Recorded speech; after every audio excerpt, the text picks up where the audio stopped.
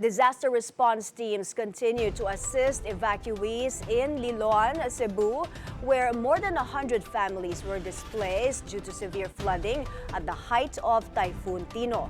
Let's get the latest from Mary Ann Uy, joining us from Cebu. Hi, Mary Ann. A day after the disaster that hit the city, kamusta ang mga kababayan natin dyan? Hi, Mai. At least 134 families have been evacuated and are now staying at the Liloan Gym. Many of them are children and senior citizens, including the Cinco family, who brought along their 100-year-old mother. Most of the evacuees came from Barangay Kotkot, one of the areas heavily hit by Tino. We spoke with one of the flood victims who expressed deep disappointment toward the local government, saying they have not seen even their mayor. They, however, expressed gratitude for the presence of the Cebu Governor, Pambari Cuatro, who came to see their situation yesterday. The governor traveled from Talisay City to Liloan to check on the affected residents. As of now, many evacuees have received anti-tetanus shots, as several of them sustained injuries while fleeing their homes. Mai?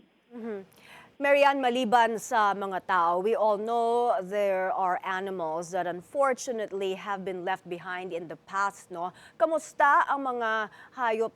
Nailikas ba at the height of the floods?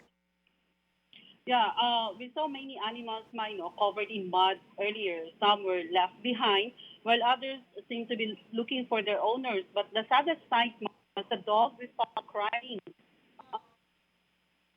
and cats. So, nakiusap tayo dun sa isang tao na parang dumaan lang sa bahay na yon kasi nagliligpit ng gamit o kumukuha ng gamit. So we asked him to help lift that cabinet. Nasa second floor kasi yung bahay, yung aso na naiwan doon, yung husky. Fortunately, the husky was rescued safely and the dog was covered in buong katawan niya, puro mud. Kasi sabi nga nung nakita natin na residente doon, sabi nga nila, itong aso na to, isa sa mga lumangoy nung tumaas na ang tubig doon sa kanilang subdivision. Mai? Mary Ann, the governor, Pam Baricuatro, mentioned yesterday the massive flood control funds for Cebu City. But there's a lot of questions, what happened to the funding?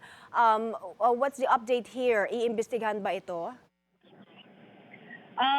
Merong yung update ngayon ng provincial government, definitely mag-iimbestiga sila.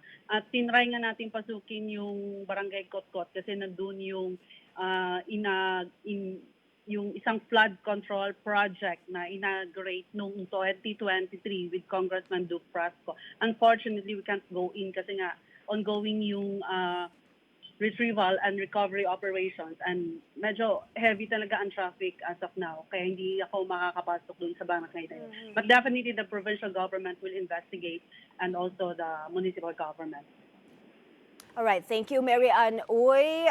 Please stay safe over there.